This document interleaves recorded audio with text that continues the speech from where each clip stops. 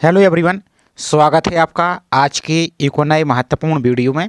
आज के वीडियो में हम देखने वाले हैं मध्य प्रदेश कर्मचारी चयन मंडल भोपाल यानी एमपी ईएसपी के द्वारा जो हाल ही में आपका आईटीआई ट्रेनिंग ऑफिसर यानी जो आपका आईटीआई प्रशिक्षण अधिकारी है, इसके पोस्ट के लिए रिक्रूटमेंट नोटिफिकेशन 2026 जारी हुआ था, जिसके ऑनलाइन फॉर्म आपके 17 जनवरी 2026 से प्रारंभ होने थे।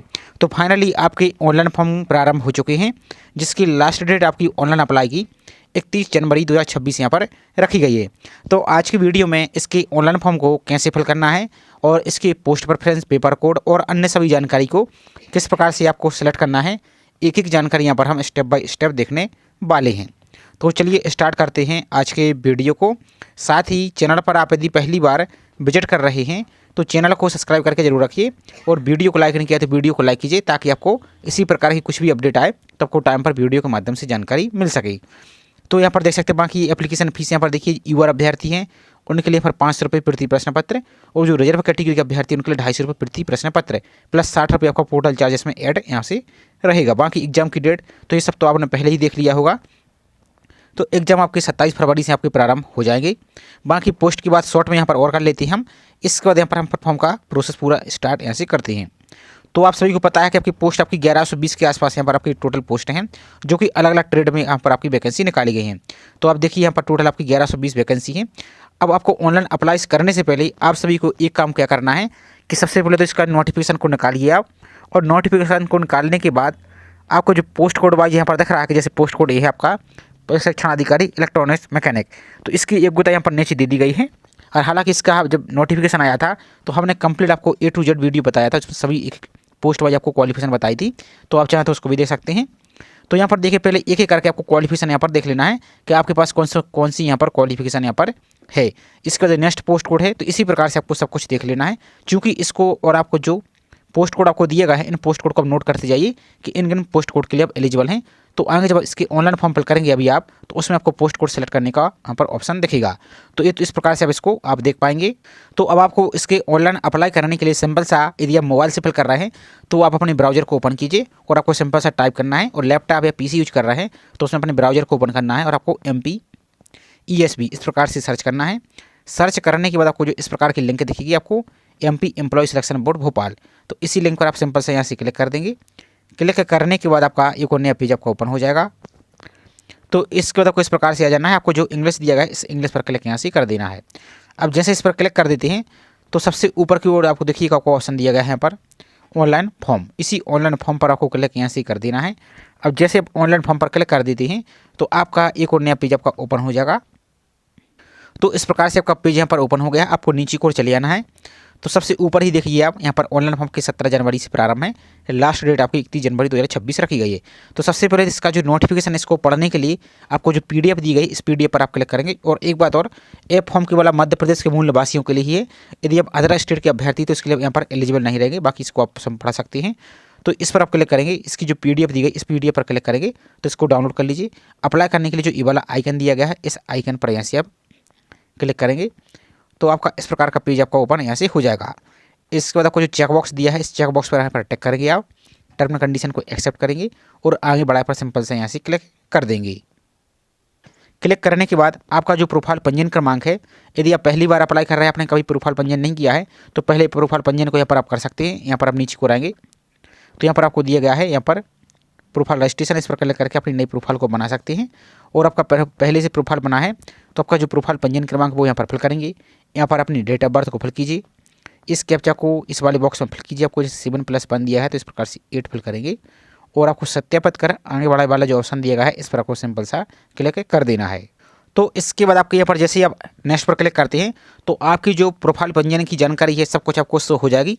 एक बार इसको अच्छी तरीके से चेक कर लीजिए, यदि कोई मिस्टेक है तो आप एरर रजिस्ट्रेशन आपको जो दिया गया इस पर क्लिक करके अपनी प्रोफाइल को सुधार सकते हैं, या आपके नाम हुआ, स्पेलिंग हुआ, एड्रेस हुआ, क्वालिफिकेशन हुआ, कुछ भी आपकी फ़ोटो, सिग्नेचर, यदि इनमें कोई मिस्टेक है आप इसको चेंज करना चाहते हैं तो इसको ऑनलाइन अप्लाई करने से पहले ही सुधार लीजिए।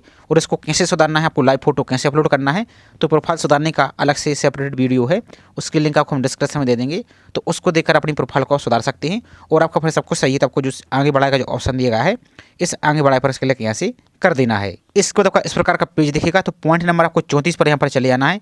अब यहाँ पर देखिए आपको क्लास सेलेक्ट करनी है। यदि आप भूतपूर्व सैनिक है तो इस पर टिक कीजिए, यदि आप दिव्यांग हैं डिसेबल हैं तो इस पर टिक कीजिए, और यदि संविदा कर्मी है तो जो एसके लिया गया है इस पर टिक करेंगे, और इनमें से आप कुछ भी नहीं है फ्रेशर अभ्यर्थी हैं तो जो बिना वर्ग है इस पर आपको क्लिक यहाँ से कर देना है।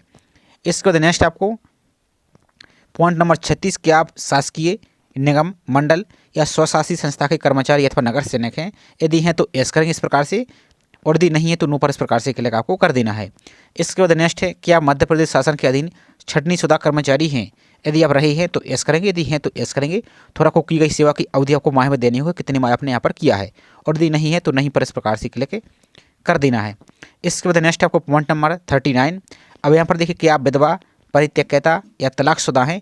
अब यदि आपने प्रोफाइल में अपने विवाह की स्थिति मेरिड आपने एस किया होगा तो ये फीमेल अभ्यर्थी के लिए यहाँ पर दिखेगा, तो आप इसको एस नो करेंगे, और चूंकि हमने पहले ही यहाँ पर अनमेरिड पर टिक किया है नो पर, तो ये ऑप्शन आपको ऑटोमेटिक क्लोज रहेंगे, तो आपको एस नो करने की आपको यहाँ पर आवश्यकता नहीं है।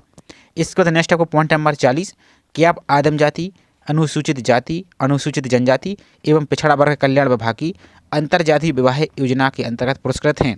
यदि आप इंटरकास्ट मैरिज के तहत पुरस्कृत हैं तो एस करेंगे, यदि नहीं तो नो पर क्लिक करेंगे। तो चूंकि हमने पहले भी अनमेरिड पर टिक किया है तो ये ऑप्शन भी आप सभी की क्लोज यहाँ पर रहेंगी।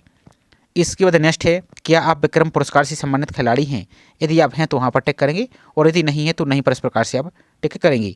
इसके बाद नेक्स्ट आपको पेपर कोड, अब सबसे जो कि मोस्ट इंपॉर्टेंट है यहाँ पर देखेंगे आप, तो पेपर कोड आपको दिए गए, जैसे पेपर कोड ये आपका इलेक्ट्रॉनिक्स मैकेनिक का है, आपका पेपर कोड बी है डीजल मैकेनिक। अब आपको ये समझ में नहीं आ रहा होगा तो चलिए एक बार और आपको हम क्लियर कर देते हैं कैसे। जैसे आपके ये पोस्ट कोड है, अब यहाँ पर आप पेपर कोड को यहाँ पर देखेंगे पोस्ट कोड को कि कौन कौन सी पोस्ट कोड के लिए आप एलिजिबल यहाँ पर हैं। तो यहाँ पर जब नोटिफिकेशन की सबसे लास्ट में आएगी तो यहाँ पर भी देखिए आप यहाँ पर आपको जो पोस्ट कोड दिया गया है यहाँ पर देखेंगे, और यहाँ पर पेपर कोड भी यहाँ पर दिया गया है। तो इस प्रकार से आपका जो भी पेपर कोड आएगा वो इसी के अंतर्गत यहाँ पर आपका आएगा। और बाकी आपको सिंपल सी यहाँ पर है इलेक्ट्रीशियन वाले तो इलेक्ट्रीशियन को टिक करेंगे। इस प्रकार से आपको यहाँ पर सभी ऑप्शन आपको दिख रहा है, जैसे आपका कोपा की पोस्ट है, फिटर की है, इंजीनियरिंग आपकी गणित की है, वेल्डर की है, मैकेनिक की है, सोलर टेक्नीशियन, टर्नर आपका स्विमिंग टेक्नोलॉजी, मशीनिस्ट, कारपेंटर आपको देख सकते हैं, मैकेनिक आपका ट्रैक्टर, यहाँ पर fashion technology, surveyor, plumber, basic cosmetology, इस प्रकार से देखते जाइए। यहाँ पर आपको कार्यालय सहायक से कंप्यूटर ऑपरेटर आपका, इसके अलावा आपकी देखिए आशुलिपिक सचिव आपके जो स्टेनोटाइपिस्ट है इसकी पोस्ट है आपकी, और ड्राफ्टमैन। तो अब यहाँ पर देखिए आपको जो भी आपके पास यहाँ पर क्वालिफिकेशन है उसको आपको यहाँ पर पेपर कोड को आप सेलेक्ट करेंगे। पहले आप पेपर कोड को सेलेक्ट करेंगे, जैसे फॉर एग्जाम्पल आपको हम दिखा देते किसी एक को यहाँ पर, तो जैसे यहाँ पर हम जो कोपा वाली पोस्ट है चलिए इसको ही आपको दिखा देते हैं।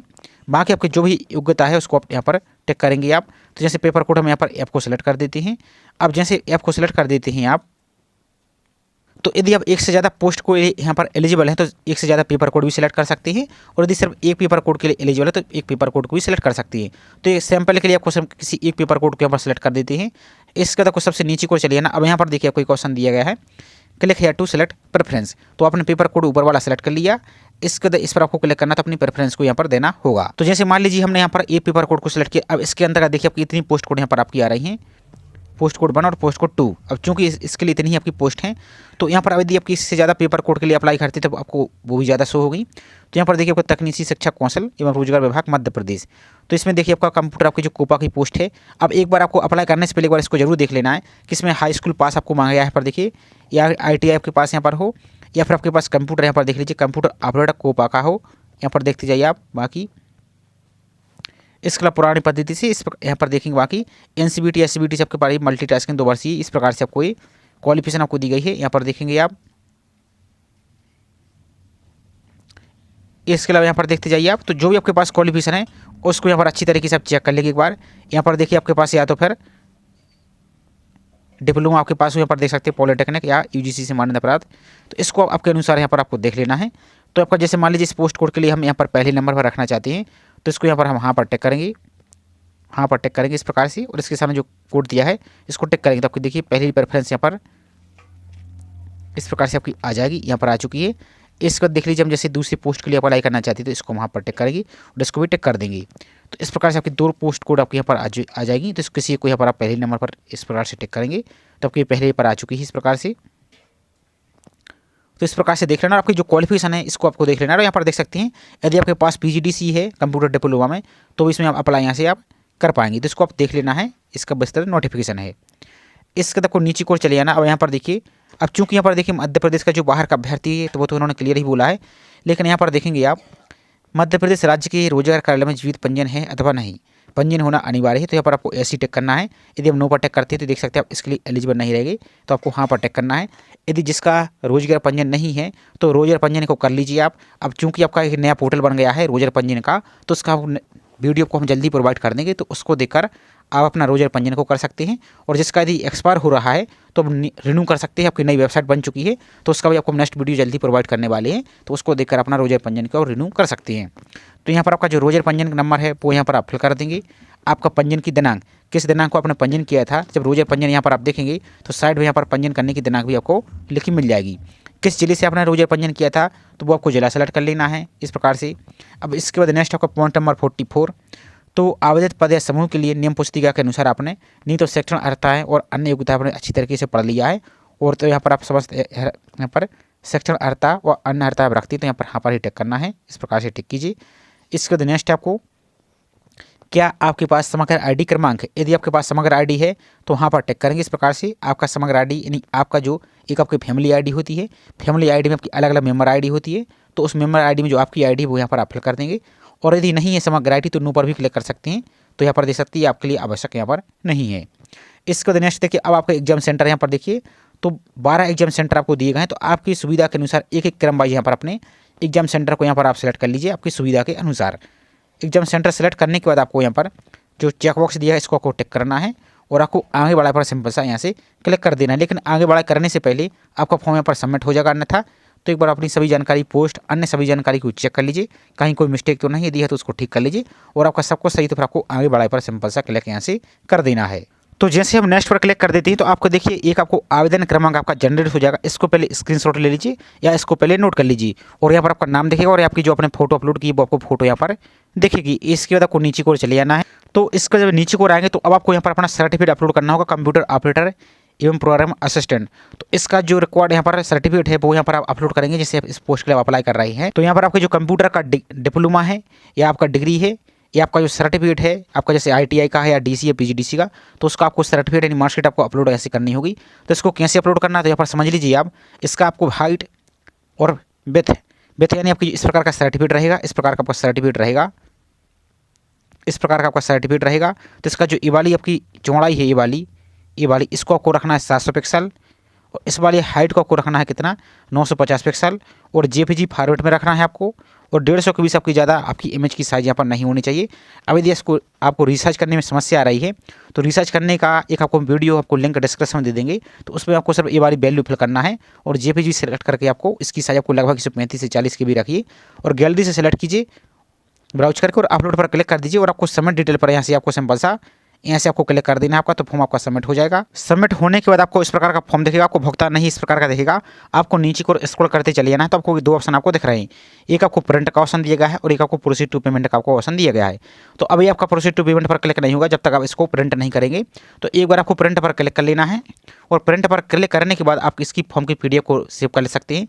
और यदि आपको प्रिंट लेने में समस्या आ रही है तो आप क्या कीजिए, यदि मोबाइल से फिल कर रहे हैं आप तो गूगल प्ले स्टोर में जाकर फायरफॉक्स ब्राउजर से आप फॉर्म को फिल करेंगे, तो वहाँ से प्रिंट पर क्लिक करेंगे तो आपकी PDF आसानी से सेव हो जाएगी। तो प्रिंट पर आपको एक बार क्लिक कर देना है आपको। जैसे प्रिंट पर क्लिक कर देते हैं तो आपको देखिए आपका ऑप्शन यहाँ पर ओपन हो जाएगा प्रोसीड टू पेमेंट पर। अब आपको क्लिक करना है आपको अपनी फीस पे करने के लिए। इसके देखो विभिन्न प्रकार के आपको ऑप्शन देखेंगे, जैसे डेबिट कार्ड, UPI, फोन पे, अन्य किसी माध्यम से पे करना है, जैसे UPI से करना है तो UPI वाले ऑप्शन पर यहाँ पर आप क्लिक कर देंगे। इसके देखो विभिन्न प्रकार के ऑप्शन देखेंगे, जैसे पेटीएम या अन्य आपको ऑप्शन दिए गए हैं पे गवर्नमेंट इंडिया ND में ML। तो जैसे आपको पेटीएम से करना है तो पेटीएम से क्लिक करेंगे, या QR कोड, फोन पे, GPay से पे करना है तो सेकंड वाले ऑप्शन पर यहाँ से आप सिंपल सा क्लिक कर देंगे। पे करने का आपको इस प्रकार का ऑप्शन दिखेगा, तो आप चाहे UPI से पे कर सकते हैं या चाहे तो QR कोड पर क्लिक करेंगे तो आपको QR कोड शो हो जाएगा, उस QR कोड को आप स्कैन करके अपनी फीस को पेमेंट आप यहाँ से कर सकते हैं। और फीस पे करने के बाद अपने फॉर्म का प्रिंट आउट जरूर ले लेना है। और देखो प्रिंट लेने में समस्या आ रही है और अपने फॉर्म को आप चेक करना चाहते हैं कि पेमेंट हुआ है या नहीं हुआ है, तो आप होम पेज पर आएंगे तो आपको एक इस प्रकार का ऑप्शन दिखेगा। तो जो आपने एप्लीकेशन नंबर फिल किया था, आपको जनरेट हुआ था, वो एप्लीकेशन नंबर फिल करेंगे, आपकी जो डेट ऑफ बर्थ है वो यहाँ पर फिल कर देंगे, और आपका जो प्रोफाइल का पासवर्ड है ये प्रोफाइल का पासवर्ड को यहाँ पर फिल करेंगे, और इस कैप्चा को आपको जो दिया गया इन दोनों को सॉल्व करके यहाँ पर फिल करेंगे और आप आगे बढ़ाए पर क्लिक करेंगे तो आपका पूरा फॉर्म यहाँ से ओपन हो जाएगा। यदि आपने पेमेंट नहीं किया है तो पेमेंट भी कर सकते हैं, और यदि आपने पेमेंट कर दिया है तो भुगतान है इस प्रकार से लिखा होगा, तो उसकी आप PDF भी सेव कर सकते हैं। और यदि आपको प्रोफाइल पासवर्ड याद नहीं है, आप भूल चुके हैं, तो उसको कैसे फाइंड करेंगे, तो नीचे को आएंगे तो यहाँ पर ऑप्शन दिया गया है फॉरगेट प्रोफाइल पासवर्ड, इस पर यहाँ से आप क्लिक करेंगे। इस प्रकार से क्लिक करने के बाद आपका जो प्रोफाइल पंजीयन क्रमांक है वो फिल करेंगे, मोबाइल नंबर फिल करेंगे जो रजिस्टर है प्रोफाइल में, और इसके कैप्चा को फिल करके आप सबमिट पर क्लिक करेंगे तो आपका रजिस्टर मोबाइल नंबर पर एक पासवर्ड आएगा। उस पासवर्ड को यूज करके आप अपने फॉर्म को चेक कर सकती हैं। तो छोटी सी इन्फॉर्मेशन थी, आई होप जानकारी आपको पसंद आई होगी। जानकारी पसंद आई हो तो वीडियो को लाइक कीजिए, और चैनल को अभी तक सब्सक्राइब नहीं किया है तो चैनल को सब्सक्राइब करके जरूर रखें इसी प्रकार की रेगुलर अपडेट पाने के लिए। और यदि आपने फीस पेमेंट कर दिया है तो आपका जो रजिस्टर ईमेल ID उस पर भी मैसेज जाता है, और आपके रजिस्टर मोबाइल नंबर पर भी सेंड किया जाता है। और बाई चांस फिर भी आप अपना एप्लीकेशन नंबर नोट नहीं कर पाए हैं तो एक ऑप्शन आपको दिया गया साइड में, यहाँ पर देखिए प्रोफाइल संख्या से आवेदन संख्या खोजने के लिए क्लिक करें, तो इस पर आप क्लिक करेंगे तो आपका प्रोफाइल पंजीयन क्रमांक फिल करेंगे, डेट ऑफ बर्थ फिल करेंगे, पासवर्ड फिल करेंगे, इस कैप्चा को फिल करेंगे, और आप यहाँ पर आगे बढ़ा पर क्लिक करेंगे तो आपने जितने फॉर्म फिल किए हैं उसकी एप्लीकेशन नंबर हो जाएंगे। उसमें से आप अपना जो ITI TU है इसका एप्लीकेशन नंबर आप नोट कर सकते हैं, किसका, जब आपने फीस को पेमेंट कर दिया है। तो चलिए मिलते हैं इसी तरीके से एक और नई जानकारी के साथ। जय हिंद।